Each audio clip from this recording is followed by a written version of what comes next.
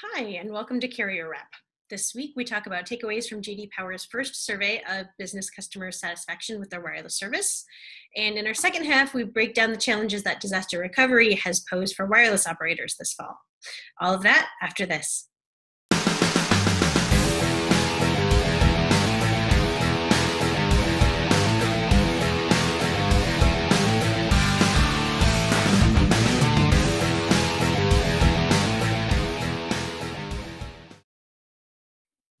Welcome back.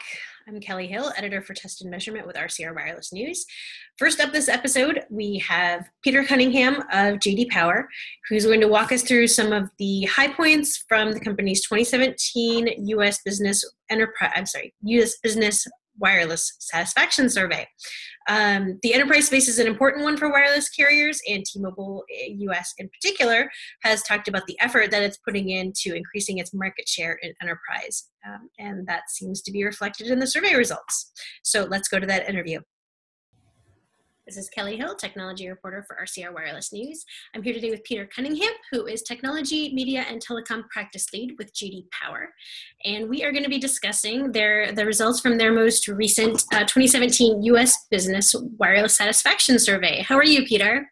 I'm great, Kelly. Thanks so much for having me. Appreciate it. Yeah, thanks for being here.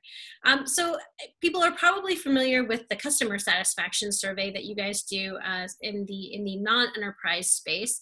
Tell us a little bit about the context here for this survey of the enterprise.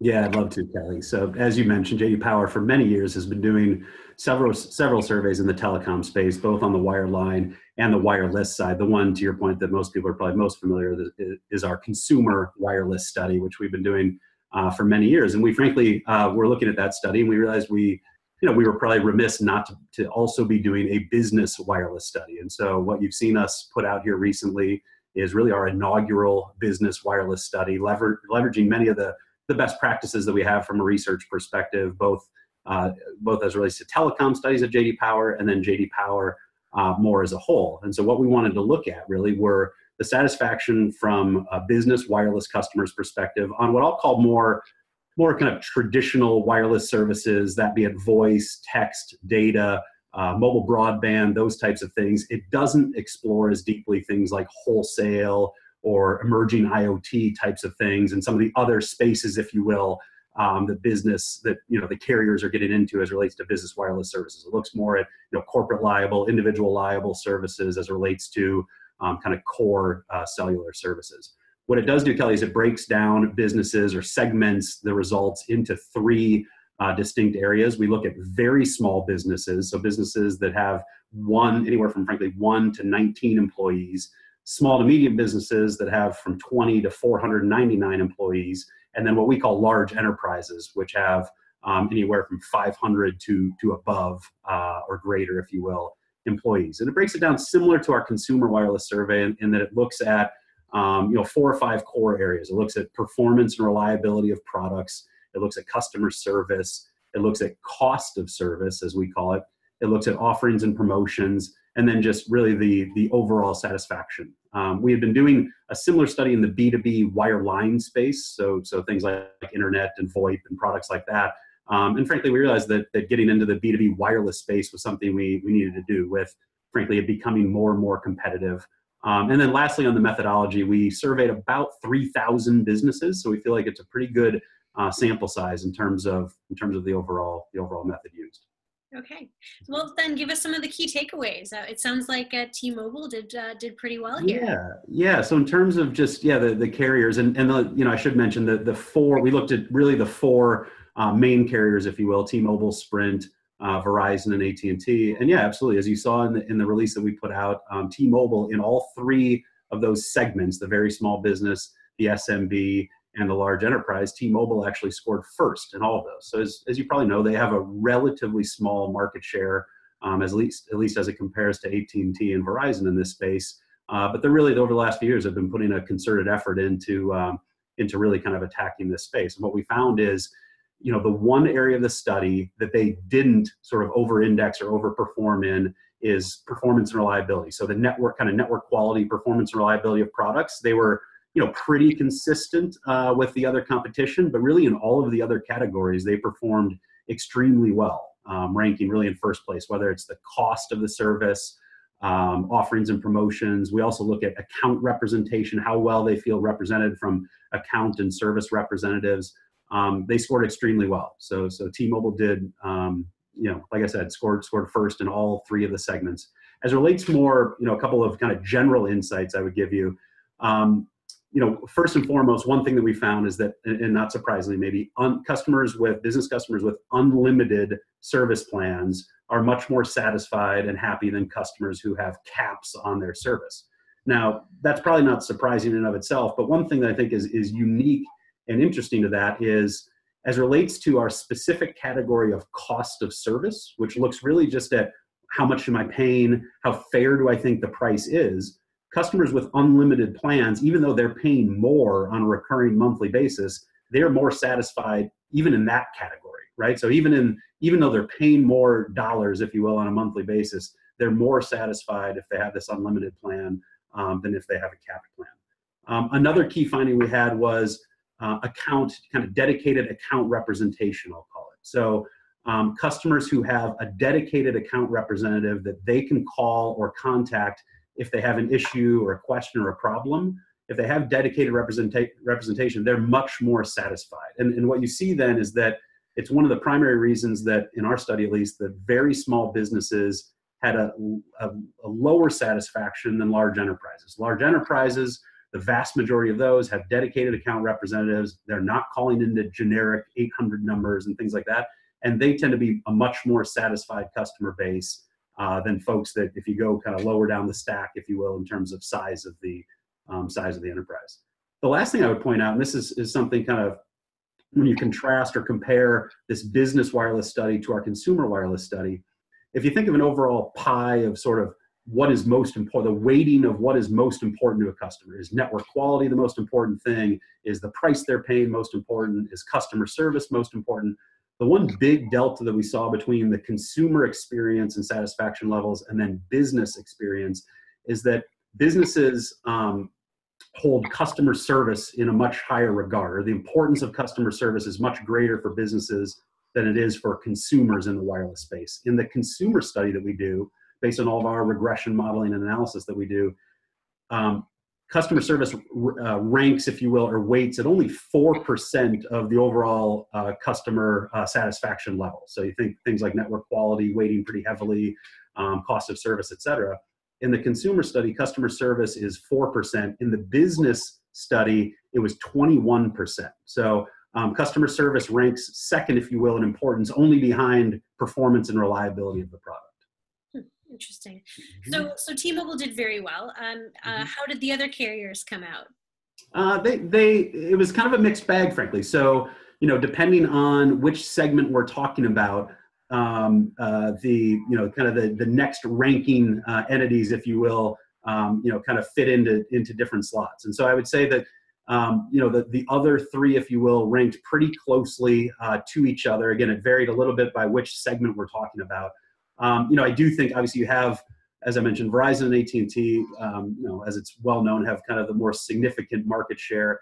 A company like Sprint, small market share, their performance actually was pretty decent, I would say, as it relates to the study. And I know, just through my involvement in the industry and following publications like your own, Sprint also, I know, is putting a pretty concerted effort into what they're doing in the business wireless space. I mean, they have close to a third of their revenue now, I think they fit into, or they consider to be part of their business space. Now that includes both kind of traditional business wireless services as well as IoT, wholesale, affinity programs, all sorts of things. But as a whole, the other three carriers performed, about on par with one another. But again, T-Mobile, really came out ahead. Okay, great. So if you were the other carriers, would you be worried by the results of this? Yeah, I would actually. I mean, I think if you think about what T-Mobile has done to disrupt in the consumer space over the past many years, I think they've built a reputation of someone who can be a real disruptor. And I think based on what I know about what they're trying to do, and frankly things I read, et cetera, I mean, they're putting a concerted effort into business and the business space. I think they're kind of the halo effect of the brand image that they're building, if you will, in the consumer space spills over into the business space, particularly as it relates to smaller businesses, as we call it, the very small businesses, the SMB space. And so, yeah, and I think, frankly, they have, if you look at their market share in the business space versus in the consumer space, they have a long ways to go to get their market share up to the level in the business space to sort of where they've gotten to in the consumer space. And so, yeah, I would be concerned if I were the other guys. Okay. Yeah. Well, that's definitely been a topic of conversation on some of their recent calls in terms of, talking about strategy in the business space. So apparently they're following through on that. Yes, I think so. Absolutely. Great. Well, Peter, thank you so much. Any final thoughts on takeaways that people should should get out of this? No, I get, as we just mentioned, I think it's an exciting space. I mean, I think you've got, again, going back to just market share, you've got, AT&T and Verizon with a substantial advantage, if you will, right now in market share. And so I think it's, there's, as you would know, tens of billions of dollars wrapped up in that revenue. And so I think you're going to see AT&T and Verizon really try to protect that base that they have. And I think you're going to see T-Mobile and even Sprint really continue to make aggressive inroads. And as you pointed out, it's clear that, at least based on our satisfaction levels of business customers, T-Mobile is really making efforts there. So no, that's all. And I really appreciate the time with you today, Kelly. Great. Well, thanks for being with us today, Peter. You got it. Thank you very much. Appreciate it. Okay. Now, just a few more details from that survey. Peter mentioned that the level of satisfaction between enterprise customers on unlimited plans versus data allowance plans was different. It was a 40-point gap in satisfaction compared to a 21-point gap in the consumer market between satisfaction if you have an unlimited plan versus a data allowance plan. J.D. Power also found that business users had an unlimited plan adoption rate of 69% compared to 27% in the consumer space. So a lot more business users are on unlimited plans. Users who had international roaming also reported higher rates of satisfaction. So we talked about how T-Mobile did place highest in the 3 different business segments according to size. FYI, AT&T placed second in the enterprise or the very large business segment. Sprint placed second for small to medium-sized businesses, and Verizon was second among very small businesses. So that wraps up our survey. Now on to the topic of disaster recovery. It has been a tough late summer and fall. Multiple hurricanes striking the U.S. coast, wildfires in California. Those have impacted a lot of people, and wireless networks, which of course become a lot more important to people during an emergency when they need to get a hold of other people, and first responders need them as well. We're going to talk to Dan Hayes from PwC on this topic. We're seeing a lot more focus, I think, on the public safety space, in part because you have AT&T, who is continuing to pick up states who are opting into the FirstNet build for the nationwide public safety LTE network that's basically going to piggyback on the AT&T network, as well as utilize Band 14.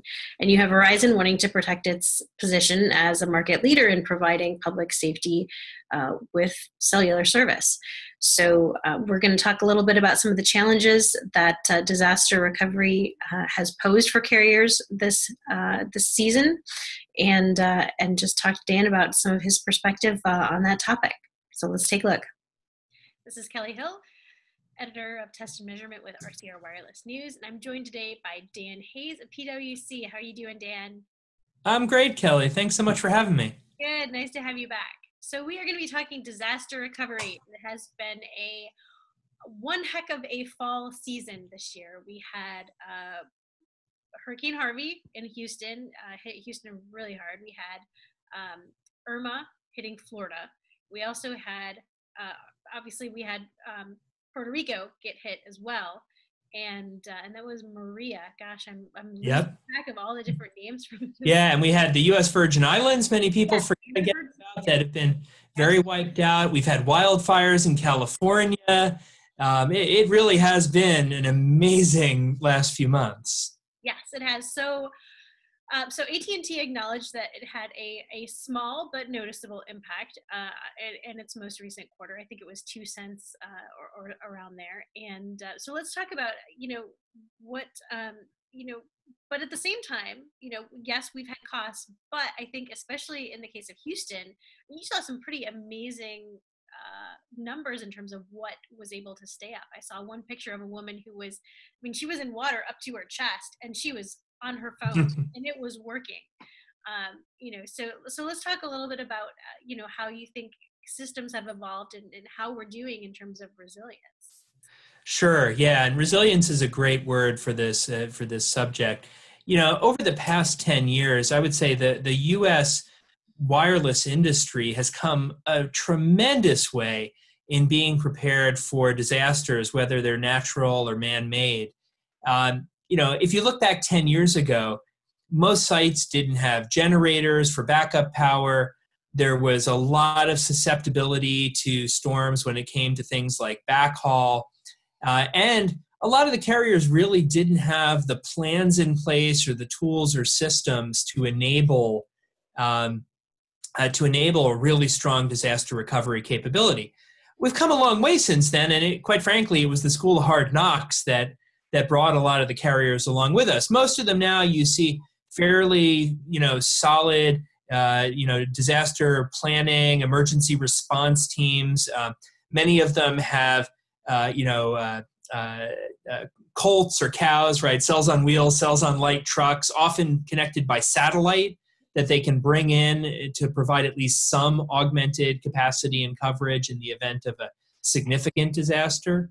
And they've really advanced the state of the art when it comes to how their workforces deal with this. One of the things I think people often forget in the event of a disaster, particularly a big one like we've seen in Houston or Puerto Rico, is the people who are impacted, whose homes and families and schools have been impacted, are the very same technicians who are the ones that have to go and bring those sites back on air. And oftentimes, they don't have a place to sleep. They don't have communication at home. They don't have fuel for their vehicles. Right? They suffer from all the same problems that the local citizens do. And so I think the telcos have gotten very good in bringing in crews from other areas, kind of taking some lessons learned from the electric utilities in some ways who have these sort of mutual aid agreements. Now, we haven't gone quite that far in the telecom industry since we have overlapping networks, unlike the electric utilities, but the practices have gotten a lot better. That said, I think some of the scale of these recent disasters has recently challenged the operators. You look at the scale, for example, of the flooding that we saw in Houston. There's not many things that can keep water of that amount away from a cell site. Certainly people have, design practices for how much off the ground your equipment should be. But when you talk about flooding of that magnitude, you really can't do much about it. So it does take quite some time to recover. Perhaps an even more interesting problem is what we've seen in Puerto Rico. So Puerto Rico has a couple of pretty unique challenges of its own. First of all, as an island, separated significantly from the mainland of the United States, it's not like you could just have one of your crews from an adjacent state drive over there to go help, right? They've got to get on an airplane or a boat. The airport was shut down for an extended period of time. Even the port was tied up if you tried to ship generators or other things in. There were, at one point, I think 130 cargo ships that were waiting to get into the port there. So significant logistical problems of how you get there. And then, of course, once you get on land, you've got all the other problems of there's no power, the roads are blocked, even being able to communicate with your employees. If you could get them to come and bring sites back up, all of the communications was down and there was really no way to get in touch with many of the staff. So major challenges from a disaster recovery, scope in this recent few months. Yeah, absolutely. So you mentioned some of the challenges that are still there. Can we talk a little bit about? I don't know if you're seeing new things in terms of how technology is helping to address some of those. I thought it was sort of interesting that in the wake of the California wildfires, we saw Verizon talk about how it used drones and, and some capabilities in terms of, being able to, use, I think, infrared heat vision, basically to be able to see through smoke, figure out which cell sites were the most likely to be impacted as the flames were moving. And at times they were moving very fast.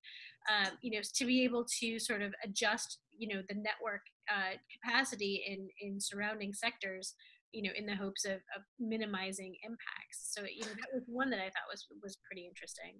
Yeah, drones are a great example of how technology is being used to get past some of those very same obstacles that I just spoke of. Drones don't care much about flooding. They don't really care about a tree being down across the road that leads to the cell site. And so they've been an incredible tool that a lot of operators are starting to employ. We actually have a drone center of excellence within PwC. One of our first applications that we developed was to do flight planning for drones to go survey cell sites. And that can be for either regular maintenance, if you want to go and see, how all of the cabling is doing and how the antennas are holding up, if there's corrosion, things like that. But it's also incredibly useful. You can fly even those same routes when you need to go and inspect a site after a disaster to understand, what's the current state of the conditions. And in fact, with current artificial intelligence technology, you can actually then compare before and after images and get a really specific view of, is there water somewhere that there didn't used to be? Are there trees down, or are there lines that are snapped? So you can get a pretty good degree of awareness to then really direct your crews to go to the sites that need help the most. Another example that we're seeing is really, and this is more with the operators now helping not only themselves but local businesses and governments, and that is the use of IoT technologies, particularly connected sensors, to really bring new capabilities and to help in the event of a disaster recovery. So, for example, we've been working with a carrier in Puerto Rico. We were working with them before the hurricane, and we've been working with them since. But what we did was we were in the midst of an IoT deployment, and we actually redirected some of that capability to now support the disaster recovery. So, for example, most of the hospitals in Puerto Rico now are running on generator power since the power grid there still is not up. It's critical that those generators, which are essentially life-saving devices at this point, that they remain on and running correctly and fueled. And getting refueled in Puerto Rico is still a bit of a feat at the moment. So what we've done is we've deployed IoT sensors onto some of the fuel tanks for these generators to be able to monitor them and make sure that the fuel delivery trucks show up at the right time, not when they're not needed and there's still plenty of fuel, but also that they show up plenty of time before the generator runs out of fuel. So with a little bit of analytics and a sensor on the fuel tank, you can create huge value in the disaster. And so I think a lot of telcos are looking at this as they think about their IoT business of where can they apply these. Those same things, by the way, apply to the carriers themselves. They don't want the generators that are attached to their cell sites to run out of fuel either. So a nice sensor on there would go a real long way. It's interesting that you mentioned it as part of their IoT business, because I feel like there's, and maybe this is just the nature of the fact that I pay attention to FirstNet, but I do feel like there's some competitive sort of back and forth in the public safety sort of, and that includes disaster recovery space as well, where you've got Verizon saying, look at all the things that we're doing, to make our network resilient and to recover afterwards. And you have AT&T, of course, who's, putting quite a bit of resources into, trying to, not just, well, they'll be building out the FirstNet network and that'll be dedicated, but also trying to persuade public safety, about 2/3 of whom, according to Verizon, are customers of Verizon's, to come over to AT&T. So I think it's going to be really interesting because Texas actually opted in right after Harvey went through, and the impression that I got was that it was at least in part because they had a fairly positive experience in terms of some of the resources that AT&T brought to the area. And of course, AT&T, has a large Texas presence as it is. Yeah, I mean, people forget that one of the big impetus for FirstNet was actually Hurricane Katrina, and that it was the influx of public safety workers who were there to go help the people of New Orleans and sort of the greater Louisiana area that didn't have interoperability. And that was one of the big aha moments that said, gosh, why can't we have all of these public safety workers be able to communicate with one another and be able to operate seamlessly around the country? 9/11 was, of course, another one where you had a big inflow of people and same kind of problem. So I think that you're right. There's definitely a connection between disaster recovery and public safety.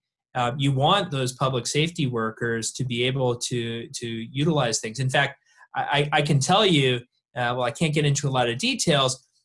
In Puerto Rico, one of the operators actually had provided very generously a large number of two-way radios to the government officials there to support disaster recovery. And in particular, it was around distribution of life-saving drugs within Puerto Rico. And one of the things they were waiting for was for the frequencies to be cleared for use to allow those radios to be used in Puerto Rico. So, it's a challenging situation. And, even if you can get the planes to land and get the boats to port and get the equipment there, there's still sometimes obstacles to making it all work. And so really having a strong public safety network that can allow for this interoperability and hopefully have some fault tolerance and disaster resilience of its own, will be hugely beneficial. Great. Well, any final thoughts on this topic, Dan? Anything we didn't touch on at this point that you think is a good point to hit? I mean, we've still got winter ahead. We'll have to see how that goes. We'll see about some good snowstorms. No, look, these last few months have been a trying time for a lot of the emergency readiness teams in the telecom industry, and I think it's going to be interesting to see the knock-on effects from this. And I think you're going to find a lot of them doing some postmortems to figure out what did they do well and maybe what didn't they do so well.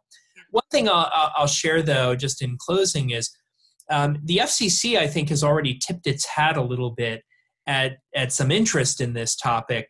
A couple of weeks ago, we had the chairman of the FCC comment about the lack of availability of FM radio receivers in mobile devices. Yes. And that was really another aspect of this disaster readiness, public safety sort of theme within the industry.